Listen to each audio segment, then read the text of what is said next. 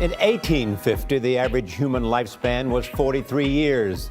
Now it's closer to 80, and according to a recent book, some babies born today could live to be 150 years old because science will make it happen. Special correspondent Jeff Glor is with us. Jeff.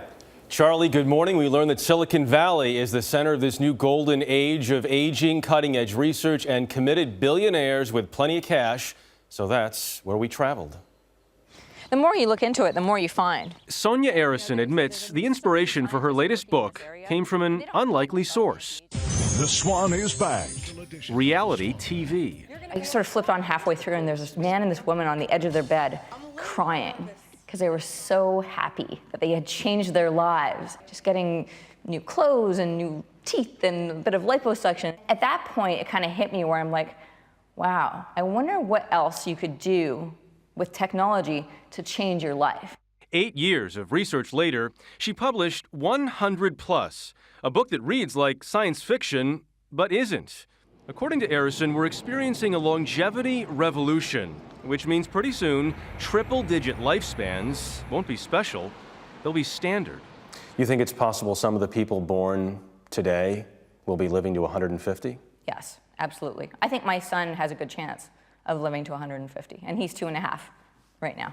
That's because scientists are making significant strides, growing new organs from adult human stem cells, creating body parts with 3D printers, and the holy grail of biological engineering, using gene therapy to successfully treat diseases like hereditary blindness and leukemia. But all of that takes money. A lot of it. I was 3 years old and first heard about it. Venture capitalist Peter Thiel is among a handful of billionaires financing the front lines of this battle.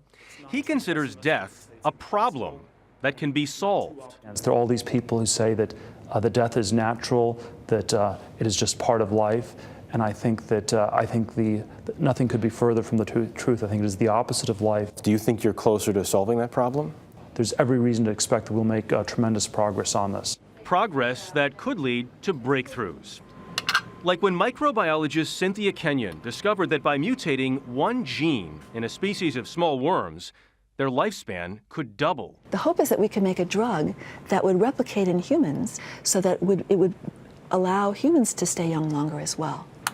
To develop this anti-aging drug for humans, Dr. Kenyon relies largely on donors like Thiel, as her specialty is still considered fringe science. Out of the $31 billion the National Institute of Health distributed in 2009, only $164 million went to biological aging research. When you talk about biology being an engineering project, it scares some people. Yes, that terminology might scare people. Some people are worried that we're going to create designer humans or something like that. And I think that that's something that we should be concerned about. But what I'm talking about is helping people who are already here live longer and healthier lives. And for these centenarians, Arison says new rules will likely accompany longer lives, like sunset clauses in marriages and second or even third careers. I wouldn't want to retire at 65. Are you kidding me? It's only half your life, right? Right. It would be boring. This stuff excites you. It does. It does. Because, you know why? Because it gives people options and allows them to create the life that they really want to live. And I think that's extremely exciting.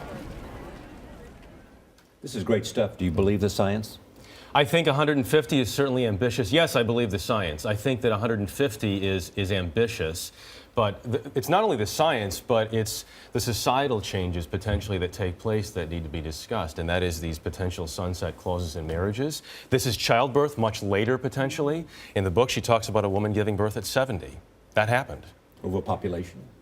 Well, that's one issue that a lot of people raise, but she actually says the research shows that as societies age, populations actually, as they get older, population levels actually level off or go down. Gail, go ahead, I'm sorry. I was going to say, you talk about in the piece all of these physical changes that are being done in the science there. What about mentally? I mean, is there a concern about keeping your brain that active? I would say so, yeah, and that's part of the careers issue. And we're talking about second or even third careers, and that is maybe taking a long sabbatical, what we used to call retirement, and then going back into the workforce at 90, taking another job. But Gail had raised the issue when we talked about this. As long as you could be Yes. in lucid. control of all your faculties. Lucid and coherent, yes. Right, I think that's it, and I think one of the issues here is, I mean, she looks at it almost like fixing a car, and that is one part of it breaks, and you fix it, you put it back on the road, and that is, in this case, one part of your body breaks, you fix it. And we can do it now. Some of it, some of it. I mean, the biggest part is the money that, if this is going to happen, would need to go into it to make some of it happen. It's not going to happen right away. Thank you, Jeff. Yeah.